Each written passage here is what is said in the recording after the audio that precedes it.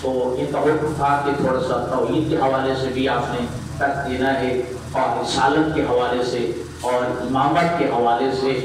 تو ایک بات ذہن میں رکھیے، آپ کے جتنے بھی عقائد ہیں، چاہے عقیدہ امامت ہے، عقیدہ ولایت ہے، عقیدہ رسالت ہے، عقیدہ نبوت ہے، عقیدہ عدل ہے، عقیدہ قیامت ہے، یا یہ کہ جتنے آپ کے اعمال ہیں، نماز ہے، روزہ ہے، حج ہے، زکوٰۃ ہے، ان تمام چیزوں کا دار و مدار عقیدہ توحید پر ہے۔ ماشاءاللہ۔ اگر آپ کا عقیدہ توحید صحیح ہے تو پھر آپ کی عقیدہ نبوت کا بھی فائدہ ہے، عقیدہ رسالت کا بھی فائدہ ہے، عقیدہ نبوت و امامت کا بھی فائدہ ہے، عقیدہ قیامت کا بھی فائدہ ہے، پھر نماز اور روزہ کا بھی فائدہ ہے۔ اگر اس اللہ کی توحید کا یہ عقیدہ صحیح ہے، جس اللہ نے یہ دین بنا کے بھیجا ہے، جس اللہ نے نبیوں کو نبی بنا کے بھیجا ہے، جس اللہ نے ولیوں کو ولی بنا کے بھیجا ہے، جس اللہ نے کتاب اتاری ہے، جس اللہ نے نماز بھیجی ہے، روزہ بھیجا ہے، جب اللہ کا عقیدہ توحید، اللہ کا عقیدہ وحدانیت صحیح نہیں ہے تو پھر تمام عقائد بھی باطل ہیں، پھر آپ کے تمام اعمال بھی باطل ہیں۔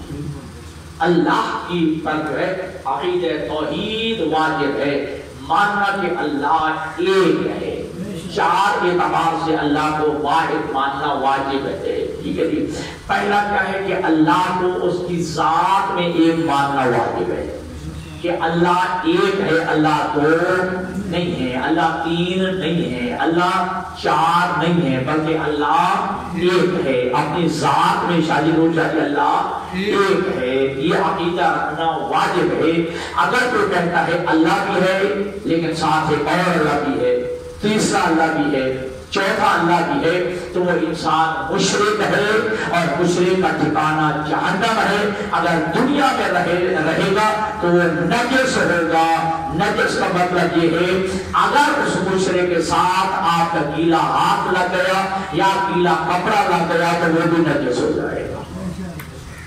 ٹھیک ہے جی، لہذا اللہ کو اس کی ذات میں ایک ماننا واجب ہے۔ اور یہ مشرکین مکہ کیا کرتے تھے شاہ جی؟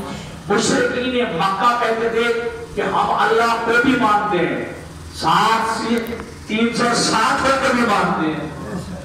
ٹھیک ہے، 360 جو بنائے ہوئے تھے 360 تھے، ٹھیک ہے، وہ ان 360 کو بھی کہتے تھے یہ بھی ہمارے خدا ہیں اور وہ بھی خدا ہے۔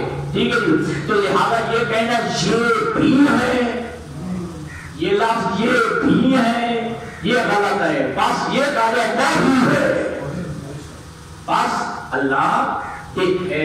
میں اس لیے بیان کر رہا ہوں کیونکہ میرے بھائی نے میرے دل میں لگا دیا، تو عقیدہ توحید میرا دوست ایک سیکنڈ کے لیے بھی عقیدہ توحید میں کمپرومائز نہیں ہے۔ عقیدہ توحید میں 1% کی بھی گنجائش نہیں ہے کہ عقیدہ توحید میں 1% غلطی آ جائے، نہ 100% عقیدہ توحید رکھا جائے۔ ٹھیک ہے، اگر کوئی بندہ کہے کہ میں 95% تو اللہ کو مانتا ہوں، 5% نہیں مانتا، چاہے 95 مانتا ہے، کوئی فائدہ نہیں ہے جب تک خدا کو 100% نہ مانا جائے۔ حتیٰ کہ آپ 99% بھی، اگر میں 99% کو اللہ کو مانتا ہوں، 1% اللہ کو نہیں مانتا، وہ مشرک کہلائے گا۔ اور مشرک کے لیے اللہ کیا فرماتا ہے؟ ان اللہ لا یغفر ان یشرک بہ ویغفر ما دون ذلک لمن یشاء۔ اللہ شرک کو کبھی بھی معاف نہیں فرماتا، اس کے علاوہ اللہ چاہے جس گناہ کو معاف فرماتا۔ اللہ کریم ہے، اللہ رحیم ہے، اللہ غفور الرحیم ہے۔ اللہ باقی گناہوں کو جب چاہے وسیع رحمت والا ہے، اللہ جس گناہ کو چاہے معاف فرما دے گا۔ لیکن اللہ قرآن میں مطلب شرک ایسا گناہ ہے، یہ گناہ میں اللہ معاف نہیں کرے۔ قرآن کا بڑا فیصلہ ہے، ان اللہ لا یشرک بہ ان یغفر ما دون ذلک لمن یشاء، کہ اللہ شرک کو معاف نہیں فرمائے گا، اس کے علاوہ جس گناہ کو اللہ چاہے معاف فرما دے۔ بات کو سمجھا گئی کہ اللہ کو اس کی ذات میں بھی ایک ماننا واجب۔ اب اگر کوئی بندہ اللہ کو تو ایک مانتا ہے کہ اللہ ایک ہے، لیکن اللہ والے کام کوئی اور بھی کرتا ہے، اس کو کہتے ہیں کہ اللہ کو اس کے افعال میں بھی ایک ماننا واجب ہے۔ جو اللہ کے کام ہے وہ اللہ نے انجام دیتا ہے، وہ غیر خدا انجام نہیں دیتا۔ جو اللہ کے اپنے امور ہیں، جو اللہ کے اپنے کام ہیں، جی اللہ خالق ہے، اللہ مالک ہے، اللہ رازق ہے، اللہ بارش دینے والا ہے، اللہ اولاد عطا کرنے والا ہے، اللہ صحت دینے والا ہے، اللہ شفا عطا فرمانے والا ہے۔ ہاں یہ بات ذہن میں رکھیے گا کہ اللہ نے ایسے کوئی مقرب بندے بنائے ہیں جن کا صدقہ دے کے اللہ سے دعا مانگی جاتی ہے۔ جس کی اولاد نہ ہو رہی ہو تو یہ کہا جا سکتا ہے یا اللہ کائنات میں ان ہستیوں سے بڑا بھی تیرا کوئی مقرر ہوگا۔ اپنے محبوب ہستیوں کا صدقہ، اپنے مقرر بندوں کا واسطہ، اے میرے اللہ مجھے اولاد عطا فرما، مجھے بیٹا عطا فرما، مجھے صحت عطا فرما، مجھے شفا عطا فرما، مجھے رزق عطا فرما۔ تو لہذا وسیلہ بنانا قرآن کے منہ سے جائز بھی نہیں، بلکہ وسیلہ بنانا چاہیے۔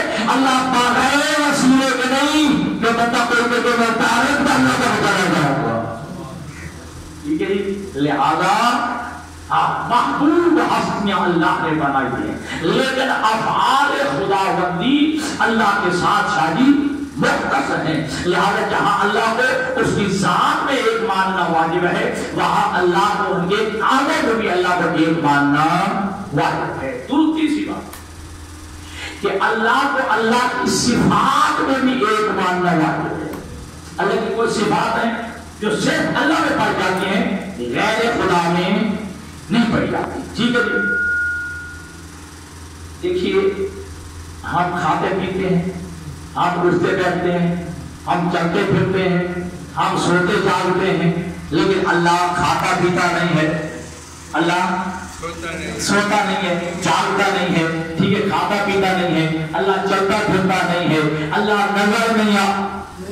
یہ صفات اللہ کے ساتھ مخلوق ہے، غیر خدا میں یہ صفات، حتیٰ کہ اللہ نے سورۃ آیت الکرسی میں کیا فرمایا؟ لا تأخذہ سنۃ ولا نوم، اللہ کو عظیم ہے، اللہ کو نہ نیند آتی ہے نہ اللہ کو آتی ہے۔ اللہ نہ نیند آتی ہے نہ میرے عزیز نیند کس کو آتی ہے؟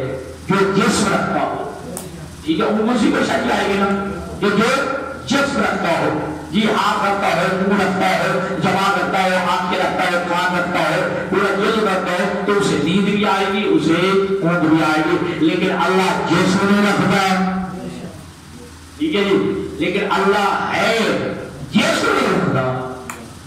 جی اللہ موجود ہے لیکن جسم نہیں رکھتا، اس لیے اللہ کو نہ نیند آتی ہے نہ اونگ آتی ہے۔ یہودی آئے میرے نبی کی بارگاہ میں، آگے کہا کہ اللہ سوتا بھی ہے اور اللہ جاگتا بھی ہے۔ اللہ کے نبی نے فرمایا عقل کے تو سوتا جاگتا وہ ہے جو جسم رکھتا ہو، اللہ جسم نہیں رکھتا۔ اللہ کے ہاتھ نہیں ہے، اللہ کے پاؤں نہیں ہے، اللہ کی آنکھیں نہیں ہے، اللہ کے کان نہیں ہے، اللہ کی زبان نہیں ہے، اللہ کو ان چیزوں کی ضرورت نہیں ہوتی جو انسان کو ضرورت ہوتی ہے۔ ہمیں بھوک لگتی ہے لیکن اللہ کو بھوک نہیں لگتی ہے، ٹھیک ہے۔ ہم ہنستے ہیں، اللہ ہنستا نہیں ہے، ہم روتے ہیں، اللہ روتا نہیں ہے۔ توجہ ہے نا دوستو جی۔ تو لہذا یہودی علماء ماننے کے لیے صحیح ساتھ صحیح تیار نہ ہوئے۔ اللہ کے نبی نے ایک شیشے کا گلاس دیا اور اس میں پانی بھر کے دے دیا کہ اس کی حفاظت کرو، نہ گلاس ٹوٹنے پائے اور نہ پانی گرنے پائے، ٹھیک ہے۔ ایک یہودی عالم کو دے دیا۔ اب وہ یہودی عالم توجہ کیجیے گا، یہودی ہاتھ میں لے کے بیٹھا ہے، 1 گھنٹہ 2 گھنٹے 4 گھنٹے 5 گھنٹے 6 گھنٹے۔ آخر انسان کی فطرت ہے کہ انسانی فطرت ہے کہ انسان کو نیند آتی ہے، اونگ آتی ہے۔ جیسے روح سے اونگ آئی، ہاتھ سے جو ہے گلاس گرا، گلاس بھی ٹوٹ گیا، پانی بھی بہ گیا، گلاس ٹوٹ گیا اور پانی بہ گیا۔ اللہ کے نبی محمد عربی نے ارشاد فرمایا کہ ایک گلاس تیرے ہاتھ میں تھا اور مجھے نیند آ گئی ہے تو گلاس بھی گر گیا ہے اور پانی بھی بہ گیا ہے۔ اگر اللہ کبھی نیند اور اونگ آئے تو اللہ کائنات کو کیسے کرائے گا؟ جی